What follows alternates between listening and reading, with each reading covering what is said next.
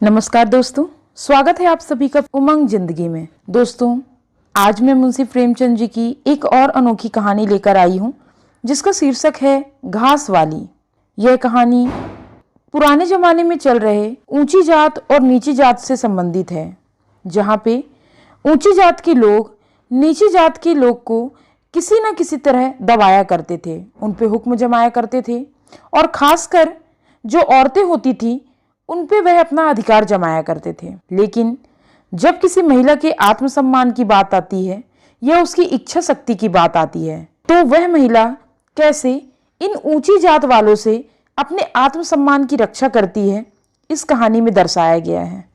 उम्मीद करती हूँ पूरी कहानी सुनेंगे तो आपको बेहद पसंद आएगी। दोस्तों, अगर आपको कहानियाँ पसंद आ रही हैं तो अपने दोस्तों के साथ शेयर करें और चैनल को सब्सक्राइब जरूर कर लें ताकि इसी तरह की कहानियाँ मैं आप लोगों के सामने लेके आती रहूं। तो चलिए जल्दी से इस कहानी की शुरुआत करते हैं। मुलिया हरी हरी घास का गट्ठा लेकर आई तो उसका गेहुआ रंग कुछ तमतमाया हुआ था और बड़ी बड़ी मदभरी आंखों में शंका समाई हुई थी। महावीर ने उसका तमतमाया हुआ चेहरा देखकर पूछा, क्या है मुलिया, आज कैसा जी है? मुलिया ने कुछ जवाब न दिया, उसकी आंखें डबडबा गई। महावीर ने समीप आकर पूछा, क्या हुआ है, बताती क्यों नहीं? किसी ने कुछ कहा है? अम्मा ने डांटा है? क्यों इतनी उदास है?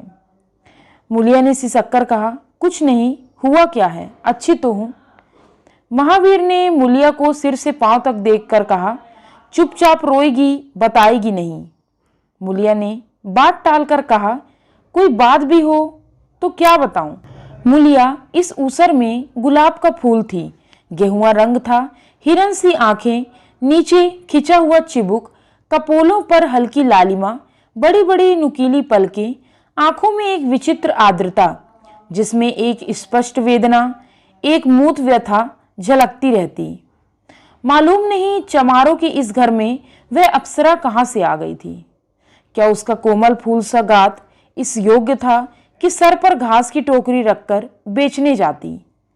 उस गांव में भी ऐसे लोग मौजूद थे जो उसके तलवे के नीचे आंखें बिछाते थे, उसकी एक चितवन के लिए तरसते थे। क्या उसका कोमल फूल सा गत इस योग्य था कि सर पर घास की टोकरी रखकर बेचने जाती?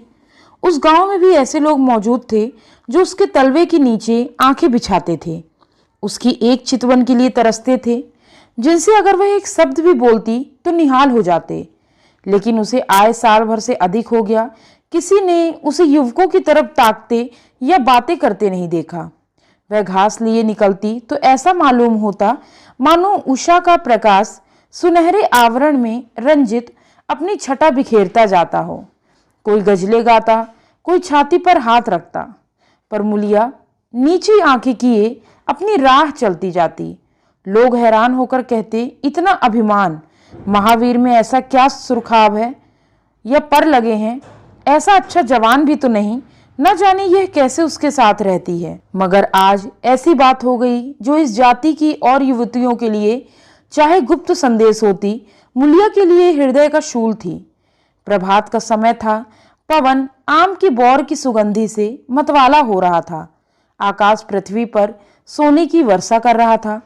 मुलिया सिर पर झउआ रखे घास छीलने चली तो उसका गेहुआ रंग प्रभात की सुनहरी किरणों से कुंदर की तरह दमक उठा। एकाएक युवक चैन सिंह सामने से आता हुआ दिखाई दिया। मुलिया ने चाहा कि कतराकर निकल जाए, मगर चैन सिंह ने उसका हाथ पकड़ लिया और बोला, मुलिया, तुझे क्या मुझ पर जरा भी दया नहीं आती? मुलिया का वह फूल सा खिला हुआ चेहरा ज्वाला की तरह दहक उठा। वह जरा भी नहीं डरी, जरा भी न झिझकी।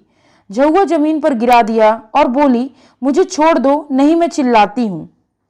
चैन सिंह को आज जीवन में एक नया अनुभव हुआ। नीची जाति में रूप माधुर्य का इसके सिवा और काम ही क्या है कि वह ऊंची जाति वालों का खिलौना बने। ऐसे कितने ही मार्ग उसने जीते थे, पर आज मुलिया के चेहरे का वह रंग, उसका वह क्रोध, वह अभिमान देखकर उसके छक्के छूट गए। उसने लज्जित होकर उसका हाथ छोड़ दिया। मुलिया वेग से आगे बढ़ गई। संघर्ष की गरिमा में चोट की व्यथा नहीं होती, पीछे से टीस होने लगती है। मुलिया जब कुछ दूर निकल गई तो क्रोध और भय तथा अपनी बेकसी को अनुभव करके उसकी आंखों में आंसू भर आए। उसने कुछ देर जब्त किया, फिर सिसक सिसक कर रोने लगी। अगर वह इतनी गरीब न होती तो क्या किसी की मजाल थी कि इस तरह उसका अपमान करता। वह रोती जाती और घास छीलती जाती। महावीर का क्रोध वह जानती थी। अगर उससे कह दे तो वह इस ठाकुर के खून का प्यासा हो जाएगा, फिर न जाने क्या हो। इस ख्याल से उसके रोए खड़े हो गए। इसलिए उसने महावीर के प्रश्नों का कोई उत्तर न दिया। दूसरे दिन मूलिया घास के लिए ना गई। सास ने पूछा तो क्यों नहीं जाती, और सब तो चली गई। मूलिया ने सिर झुकाकर कहा, मैं अकेली न जाऊंगी। सास ने बिगड़कर कहा, अकेले क्या तुझे भाग उठा ले जाएगा। मूलिया ने और भी सिर झुका लिया और दबी हुई आवाज से बोली, सब मुझे छेड़ते हैं। सास ने डांटा, ना तू औरों के साथ जाएगी ना अकेले जाएगी, तो फिर जाएगी कैसे। वह साफ साफ क्यों नहीं कहती कि मैं ना जाऊंगी, तो यहाँ मेरे घर में रानी बन के निवाह ना होगा। किसी को चाम नहीं प्यारा होता, काम प्यारा होता है। तू बड़ी सुंदर है तो तेरी सुंदरता लेकर चाटू। उठा झाबा और घास ला। द्वार पर नीम के दरख्त के साए में महावीर खड़ा घोड़े को मल रहा था।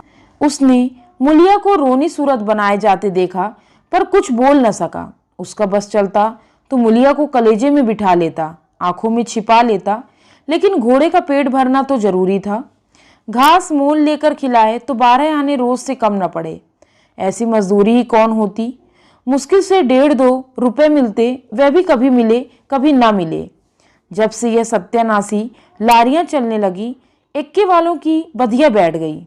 कोई सेठ में भी नहीं पूछता। महाजन से 150 रुपए उधार लेकर एक्का और घोड़ा खरीदा था, मगर लारियां के आगे एक्के को कौन पूछता है। महाजन का खुद भी तो ना पहुंच सकता है। मूल का क्या कहना। ऊपरी मन से बोला, न मन हो तो रहने दो, देखी जाएगी। इस दिलजोई से मूलिया निहाल हो गई। बोली, घोड़ा खाएगा क्या। आज उसने कल का रास्ता छोड़ दिया और खेतों की मेड़ों से होती हुई चली। बार बार सतर्क आंखों से इधर उधर ताकती। दोनों तरफ ऊख के खेत खड़े। जरा भी खड़खड़ाहट होती उसकी सी जी में सन्न हो जाता। कहीं कोई ऊख में छिपा ना बैठा हो। मगर कोई नई बात ना हुई।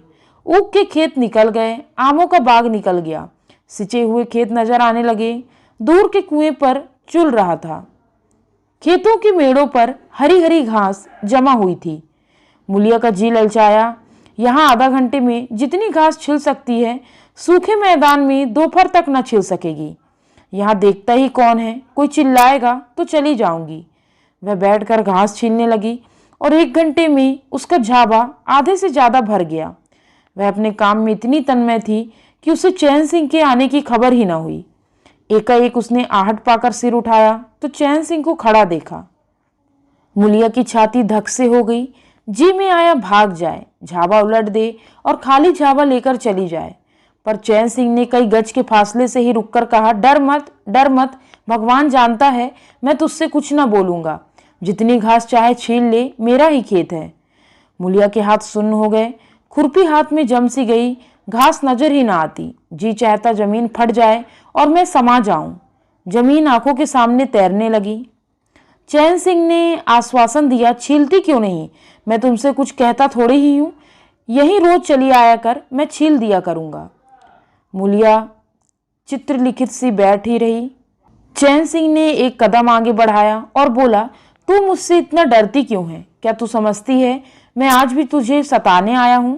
ईश्वर जानता है कल भी तुझे सताने के लिए मैंने तेरा हाथ नहीं पकड़ा था। तुझे देखकर आप ही आप हाथ बढ़ गए। मुझे कुछ सुध ही न रही। तू चली गई तो मैं वहीं बैठकर घंटों रोता रहा। जी में आता था हाथ काट डालूं, कभी जी चाहता था जहर खा लूं। तभी से तुझे ढूंढ रहा हूं। आज तू इस रास्ते में चली आई, मैं सारा हार छानता हुआ यहाँ आया। अब जो सजा तेरे जी में आवे दे दे। अगर तू मेरा सिर भी काट ले तो गर्दन न हिलाऊं। मैं सौदा था, लुच्चा था, लेकिन जब से तुझे देखा है मेरे मन से सारी खोट मिट गई। अब तो यही जी में आता है कि तेरा कुत्ता होता और तेरे पीछे पीछे चलता। तेरा घोड़ा होता तब तो तू अपने हाथों से मेरे सामने घास डालती। किसी तरह चोला तेरे काम आवे, मेरे मन की यह सबसे बड़ी लालसा है। मेरी जवानी काम ना आवे। अगर मैं किसी खोट से ये बातें कह रहा हूँ, बड़ा भगवान था महावीर। जो ऐसी देवी उसे मिली। मूलिया चुपचाप सुनती रही, फिर नीचा सिर करके भोलेपन से बोली, तो तुम मुझे क्या करने को कहते हो? चैन सिंह और समीप आकर बोला, बस तेरी दया चाहता हूँ। मूलिया ने सिर उठाकर उसकी ओर देखा। उसकी लज्जा न जाने कहाँ गायब हो गई। चुभते हुए शब्दों में बोली, तुमसे एक बात कहूँ, बुरा ना मानोगे? तुम्हारा ब्याह हो गया है या नहीं? चैन सिंह ने दबी जबान से कहा, ब्याह तो हो गया, लेकिन ब्याह क्या है, खिलवाड़ है। मूलिया के होठों पर अवहेलना की मुस्कुराहट झलक पड़ी। बोली, फिर भी अगर मेरा आदमी तुम्हारी औरत से इसी तरह बातें करता तो तुम्हें कैसा लगता? तुम उसकी गर्दन काटने को तैयार हो जाते कि नहीं? बोलो, क्या समझते हो कि महावीर चमार है तो उसकी देह में लहू नहीं, उसे लज्जा नहीं, अपनी मर्यादा का विचार नहीं? मेरा रूप रंग तुम्हें भाता है? क्या घाट के किनारे मुझसे कहीं सुंदर औरतें नहीं घूमा करती? मैं उनके तलवों की बराबरी भी नहीं कर सकती। तुम उसमें से किसी से क्यों नहीं दया मांगते? क्या उनके पास दया नहीं है? मगर वहां तुम ना जाओगे, क्योंकि वहां जाते तुम्हारी छाती दहलती है। मुझसे दया मांगते हो इसलिए ना कि मैं चमारिन हूँ, नीच जाति हूँ, और नीच जाति की औरत जरा सी घुड़की, धमकी व जरा सी लालच से तुम्हारी मुट्ठी में आ जाएगी। कितना सस्ता सौदा है। ठाकुर हो ना, ऐसा सस्ता सौदा क्यों छोड़ने लगे? चैन सिंह लज्जित होकर बोला, मूला, यह बात नहीं, मैं सच कहता हूँ, इसमें ऊंच नीच की बात नहीं, सब आदमी बराबर हैं। मैं तो तेरे चरणों पर सिर रखने को तैयार हूँ। मूलिया, इसलिए ना कि जानते हो मैं कुछ कर नहीं सकती। जाकर किसी खतरानी के चरणों पर सिर रखो तो मालूम हो कि चरणों पर सिर रखने का क्या फल मिलता है। फिर यह सिर तुम्हारी गर्दन पर ना होगा। चैन सिंह मारे शर्म के जमीन से गड़ा जाता। उसका मुंह ऐसा सूख गया था मानो महीनों की बीमारी से उठा हो। मुंह से बात न निकलती थी।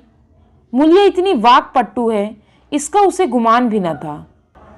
मूलिया फिर बोली, मैं भी रोज बाजार जाती हूँ, बड़े बड़े घरों का हाल जानती हूँ। मुझे किसी बड़े घर का नाम बता दो जिसमें कोई साइस, कोई कोचवान, कोई कहार, कोई पंडा, कोई महाराज ना घुसा बैठा हो। यह सब बड़े घरों की लीला है, और वह औरतें जो कुछ करती हैं ठीक करती हैं।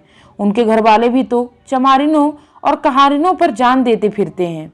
लेना देना बराबर हो जाता है। बेचारे गरीब आदमियों के लिए यह बातें कहाँ? मेरे आदमी के लिए संसार में जो कुछ हूँ मैं हूँ। वह किसी दूसरी महरिया की ओर आंख उठाकर भी नहीं देखता। संयोग की बात है कि मैं तनिक सुंदर हूँ, लेकिन मैं काली कलूटी भी होती तब भी वह मुझे इसी तरह रखता। इसका मुझे विश्वास है। मैं चमारिन होकर भी इतनी नीच नहीं हूँ कि विश्वास का बदला खोट से दूं। हाँ, वह अपने मन की करने लगे, मेरी छाती पर मूंग दलने लगे तो मैं भी उसकी छाती पर मूंग दलूंगी। तुम मेरे रूप के ही दीवाने हो ना? आज मुझे माता निकल आए, कानी हो जाऊं तो मेरी ओर ताकोगी भी नहीं। बोलो, झूठ कहती हूँ? चैन सिंह इंकार न कर सका। मूलिया ने उसी गर्व से भरे हुए स्वर में कहा, लेकिन मेरी एक नहीं दोनों आंखें फूट जाएं तब भी वह मुझे इसी तरह रखेगा। मुझे उठावेगा, बैठावेगा, खिलावेगा। तुम चाहते हो मैं ऐसे आदमी के साथ कपट करूं? जाओ, अब मुझे कभी न छेड़ना, नहीं अच्छा ना होगा। जवानी जोश है, बल है, दया है, साहस है, आत्मविश्वास है, गौरव है, और सब कुछ जो जीवन को पवित्र, उज्जवल और पूर्ण बना देता है। जवानी का नशा घमंड है, निर्दयता है, स्वार्थ है, सेखी है, विषय वासना है, कटुता है, और वह सब कुछ है जो जीवन को पश्चा विकार और पतन की ओर ले जाता है। चैन सिंह पर जवानी का नशा था। मूलिया के शीतल छींटों ने नशा उतार दिया। जैसे उबलती हुई चाशनी में पानी के छींटे पड़ जाने से फेन मिट जाता है, मैल निकल जाता है और निर्मल शुद्ध रस निकल आता है। जवानी का नशा जाता रहा, केवल जवानी रह गई। कामनी के शब्द जितनी आसानी से दीन और ईमान को गारत कर सकते हैं, उतनी ही आसानी से उनका उद्धार भी कर सकते हैं। चैन सिंह उस दिन से दूसरा ही आदमी हो गया। गुस्सा उसकी नाक पर रहता। बात बात पर मजदूरों को गालियां देना, डांटना और पीटना उसकी आदत थी। आसामी उसमें थर थर कांपते। मजदूर उसे आते देखकर अपने काम में चुस्त हो जाते। पर ज्यों ही इसने इधर पीठ फेरी और उन्होंने चिलम पीना शुरू किया, सब दिल में उससे जलते थे और उसे गालियां देते थे। मगर उस दिन से चैन सिंह इतना दयालु, इतना गंभीर, इतना सहनशील हो गया कि लोगों को आश्चर्य होता था। कई दिन गुजर गए थे। एक दिन संध्या समय चैन सिंह खेत देखने गया। पुर चल रहा था। उसने देखा कि एक जगह नाली टूट गई और सारा पानी बाहर चला जाता है। क्यारियों में पानी बिल्कुल नहीं पहुंचता, मगर क्यारियां बनाने वाली बुढ़िया चुपचाप बैठी है। उसे इसकी जरा भी फिक्र नहीं कि पानी क्यों नहीं आता। पहले यह दशा देखकर चैन सिंह आपे से बाहर हो जाता। उस औरत की उस दिन मजूरी काट लेता और पुर चलाने वाले को घुड़कियां जमाता। पर आज उसे क्रोध नहीं आया। उसने मिट्टी लेकर नाली बांध दी और खेत में जाकर बुढ़िया से बोला, तू यहाँ बैठी है और सब पानी बहा जा रहा है। बुढ़िया घबराकर बोली, अभी खुल गई होगी राजा, मैं अभी जाकर बंद किए देती हूँ। यह कहती हुई वे थरथर कांपने लगी। चैन सिंह ने उसकी दिलजोई करते हुए कहा, भाग मत, मैंने नाली बंद कर दी। बुढ़ऊ कई दिन से नहीं दिखाई दिए, कहीं काम पर जाते हैं कि नहीं।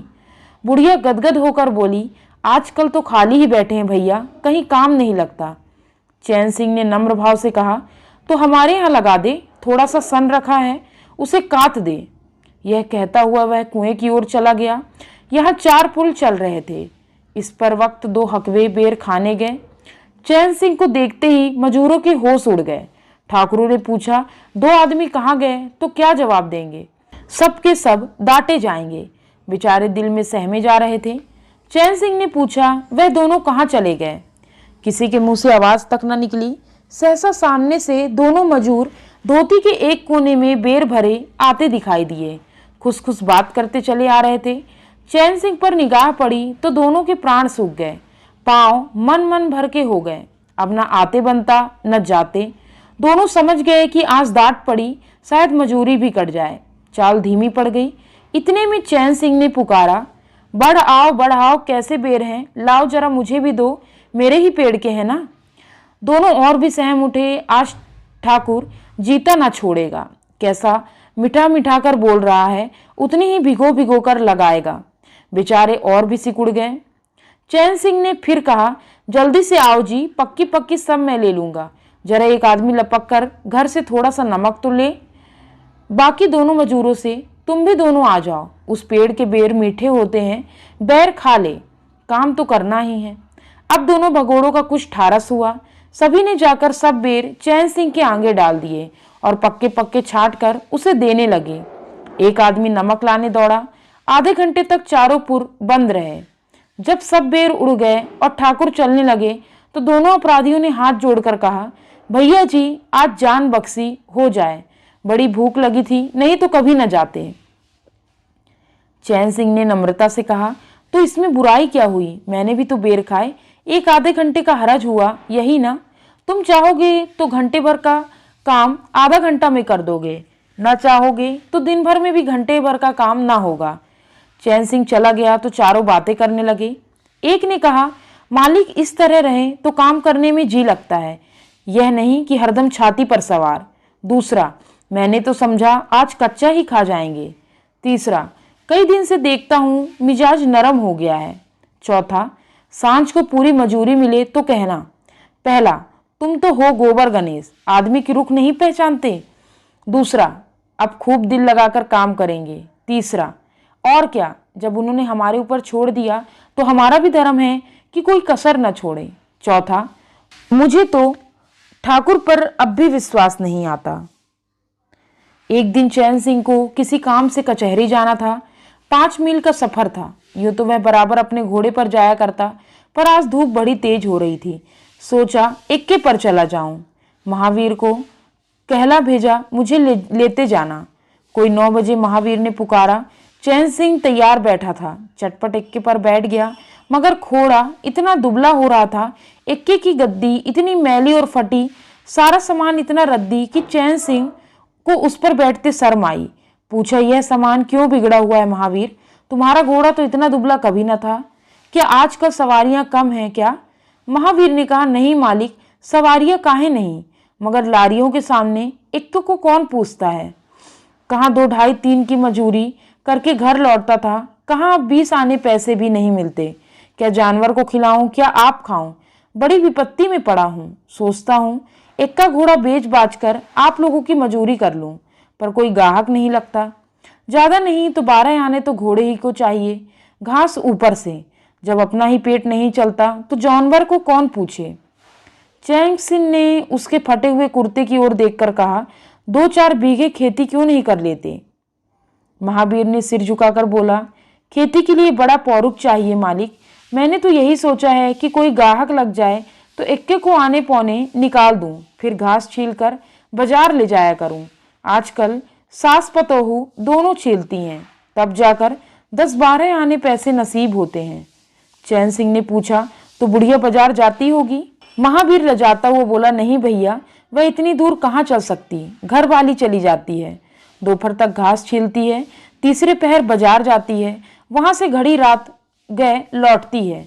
हलकान हो जाती है भैया, मगर क्या करूं, तकदीर से क्या जोर। चैन सिंह कचहरी पहुंच गए और महावीर सवारियों की टोह में इधर उधर इक्के को घुमाता हुआ शहर की तरफ चला। चैन सिंह ने उसे 5 बजे आने को कह दिया। कोई 4 बजे चैन सिंह कचहरी से फुर्सत पाकर बाहर निकले। हाथे में पान की दुकान थी। जरा और आगे बढ़कर एक घना बरगद का पेड़ था। उसकी छांव में 20 ही टांगे एक के फिटने खड़ी थीं। घोड़े खोल दिए गए थे। वकीलों, मुख्तारों और अफसरों की सवारियां यहीं खड़ी रहती थीं। चैन सिंह ने पानी पिया, पान खाया और सोचने लगा, कोई लारी मिल जाए तो जरा शहर चला जाऊं, कि उसकी निगाह एक घास वाली पर पड़ गई। सिर पर घास का झावा रखे साइसों से मोल भाव कर रही थी। चैन सिंह का हृदय उछल पड़ा। यह तो मुलिया है। बनी ठनी एक गुलाबी साड़ी पहने कोचवानों से मोल तोल कर रही थी। कई कोचवान जमा हो गए थे। कोई उससे दिल लगी करता था, कोई घूरता था, कोई हंसता था। काले कलूटे कोचवान ने कहा, मूला घास तो उड़ के अधिक से अधिक 6 आने की है। मुलिया ने उन्माद पैदा करने वाली आंखों से देखकर कहा, 6 आने पर लेना है तो सामने घसियारने बैठी हैं, चले जाओ, 2-4 पैसे कम पे पा जाओगे। मेरी घास तो 12 आने में ही जाएगी। एक अधेड़ कोचवान ने फिटन के ऊपर से कहा, तेरा जमाना है, 12 आने नहीं, 1 रुपया मांग, लेने वाले झक मार के लेंगे। निकलने दे वकीलों को, अब देर नहीं।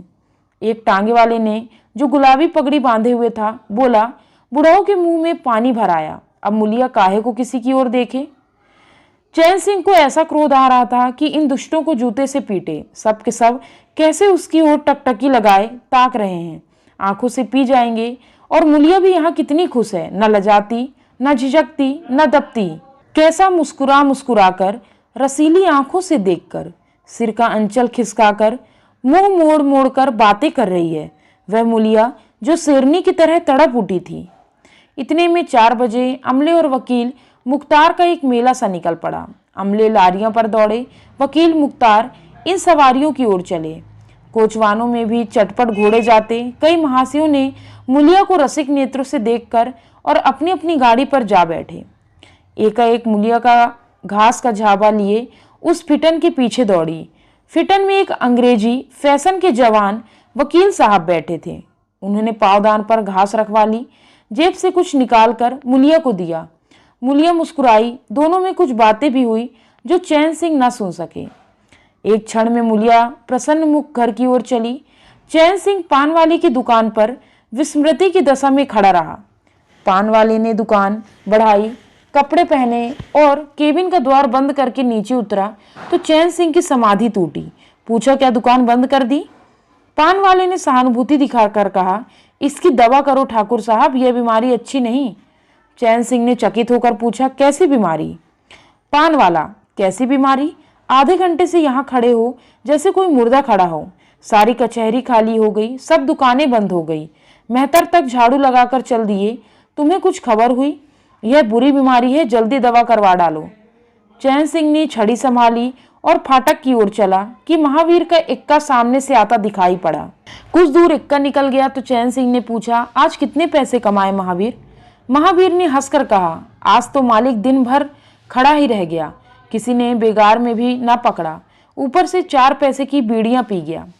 चैन सिंह ने जरा देर के बाद कहा, मेरी एक सलाह है, तुम मुझसे 1 रुपया रोज लिया करो, बस जब मैं बुलाऊं तो इक्का लेकर चले आया करो, तब तो तुम्हारी घरवाली को घास लेकर बाजार ना जाना पड़ेगा। बोलो, मंजूर है?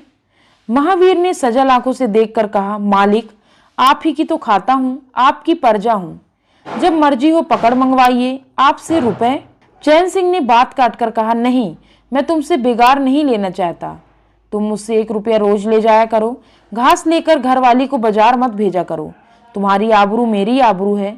और भी रुपए पैसे जब काम लगे बेखटे चले आया करो। हाँ देखो, मूलिया से इस बात की भूल कर भी चर्चा न करना, क्या फायदा। कई दिनों के बाद संध्या समय मूलिया चैन सिंह से मिली। चैन सिंह असामियों से मालगुजारी वसूल करके घर की ओर लपके जा रहा था कि उसी जगह जहां उसने मूलिया की बाह पकड़ी थी, मूलिया की आवाज कानों में आई। उसने ठिठक कर पीछे देखा तो मूलिया दौड़ी आ रही थी। बोला, क्या है मूला, क्यों दौड़ती हो, मैं तो खड़ा हूं। मूलिया ने हाँफते हुए कहा, कई दिन से तुमसे मिलना चाहती थी, आज तुम्हें आते देखा तो दौड़ी। अब मैं घास बेचने नहीं जाती। चैन सिंह ने कहा, बहुत अच्छी बात है। क्या तुमने कभी मुझे घास बेचते देखा है? हाँ, एक दिन देखा था। क्या महावीर ने तुझसे सब कह डाला? मैंने तो मना कर दिया था। वह मुझसे कोई बात नहीं छिपाता। दोनों एक क्षण चुप खड़े रहे। किसी को कोई बात न सूझती थी। एकाएक मूलिया ने मुस्कुराकर कहा, यहाँ तुमने मेरी बाह पकड़ी थी? चैन सिंह ने लज्जित होकर कहा, उसको भूल जाओ मूला, मुझ पर जाने कौन सा भूत सवार था। मूलिया गदगद कंठ से बोली, उसे क्यों भूल जाऊं, उसी बाह गजे की लाज तो निभा रहे हो। गरीबी आदमी से जो चाहे करवाए, तुमने मुझे बचा लिया। फिर दोनों चुप हो गए। जरा देर के बाद मूलिया ने फिर कहा, तुमने समझा होगा मैं हंसने बोलने में मगन हो रही थी। चैन सिंह ने बलपूर्वक कहा, नहीं मूलिया, मैंने एक क्षण के लिए भी नहीं समझा। मूलिया मुस्कुराकर बोली, मुझे तुमसे यही आशा थी और है। पवन सिंचे हुए खेतों में विश्राम करने जा रहा था। सूर्य निशा की गोद में विश्राम करने जा रहा था और उस मलिन प्रकाश में चैन सिंह मूलिया की विलीन होती हुई रेखा को खड़ा देख रहा था। उम्मीद करती हूँ दोस्तों यह कहानी आपको पसंद आई होगी। मिलती हूँ अगली कहानी में, तब तक के लिए जय हिंद, वंदे मातरम।